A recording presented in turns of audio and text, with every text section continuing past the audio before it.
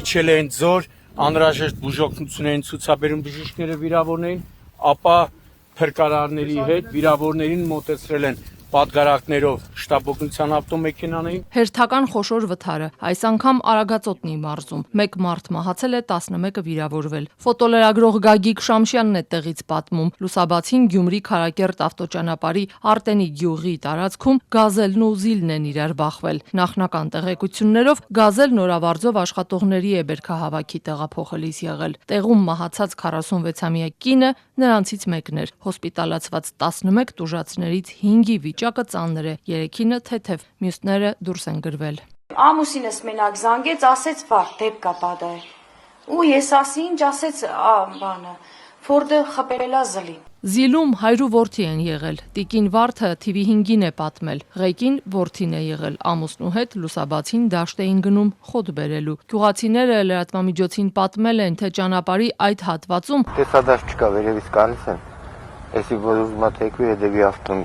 եթե մի քիչ մարգատուշ միացրած եղավ, ինձ բադայքան անգամ եկել եմ բաներ։ Դա հաճախակի մենակ անզգուշությունից կարա լինի դες բաներ։ Այս վթարը վերջին օրերին արձանագրված արդեն 3-րդ խոշոր ճանապարհատրանսպորտային պատահարն է։ Նախորդ օրն էլ Երևան-Վանաձոր ավտոճանապարհին էին 2 մեքենա իրար բախվել, 7 մարդեր հիվանդանոց տեղափոխվել։ Ավելի վաղ Աշտարակ-Սասունիք ճանապարհին երեխաներին էքսկուրսիայի տանող ավտոբուսներ կողաշրջվել։ Նախնական տեղեկություններով այլ մեքենա էր ճանապարհը կտրել։ Բուժօգնության էր դիմել 30 երեխա եւ 6 մեծահասակ, բոլորն էլ հետո դուրս են գրվել։ Իսկ ապրիլին Շիրակի մարզի Աղին բնակավայրի մոտ 2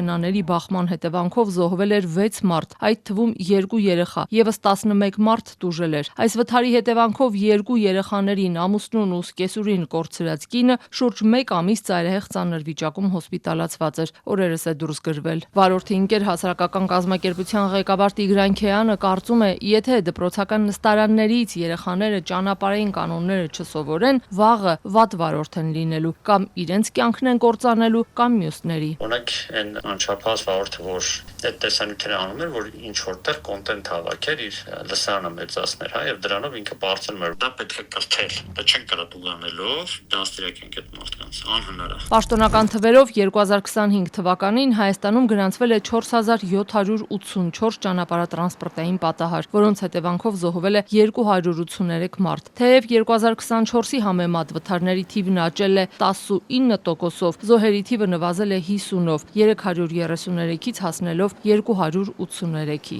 Փորձագետը նշում է, ճանապարհների նորոգումն ու կառուցումը կամ վարորդներին պատժելը հարցի լուծում չէ, քանի որ դեռ հին ու նոր ճանապարհներին անվտանգության ապահովման համար անհրաժեշտ կահավորանքի հարցը մնում է բաց։ Ճանապարհներում իրականացվող շինարարության անվտանգության պահպանում բացակայում է։ Մեկտեղ կտեսնեք ճանապարհային նշան, որը ձեզ կուղղորդի, որ դուք նվազեցնեք արագությունը, քանի որ 100 մետր հետո հանդիպելու եք վերանորոգման աշխատանքներին։ 50 մետր երթևեկելիս տեսնեք երկրորդ ճանապարհային նշանը, որը ձեզ կզգուշացնի, որ իջացրեք ձեր արագությունը, քանի որ 50 մետր հետո հանդիպելու եք շինարարությանը։ Դա մեկ, երկրորդը։ Նույն այդ ճանապարհային ակտիվ իրականացող շինարարությունը չկա այդ ճանապարհային նշանները, երեկոյան ժամերին երթևեկելուց կտենեք լուսավորությունով այդ հատվածը սահմանազատված, որ դուք չգաք ընկնեք այդ հոսերը, հորերը։ 2025 թվականին վարորդական իրավունքից զրկվել է 5450 մարդ, միաժամանակ արձանագրվել է վարորդական իրավունքից զրկվածների կողմից մեքենա վարելու 9466 դեպք։ Ընդ որում այդ դեպքերը վերջին 5 տարիներին գրեթե քառապատկվել են։ Չնայած այս հանգամանքին վարչապետ Փաշինյանը նախընտրական շրջանում ընդառաջեց իրեն դիմաց կարգազանց վարորդներին, օրենսդրական փոփոխության արդյունքում նրանք կարող են վերականգնել վարորդական իրավունքը առանց քննության, սակայն սկզբում կստանան ոչ թե 13, այլ 6 տուգանային բալ։ Սա մտահոգում է փորձագետներին ու կարգապահ վարորդներին։ Ասում են, վարորդական իրավունքից զրկվելն արդեն նշանակում է, որ նրանք լավ վարորդ չեն։ Արդյոք նրանց վերադարձը նաև նոր վթարների պատճառ չի դառնա։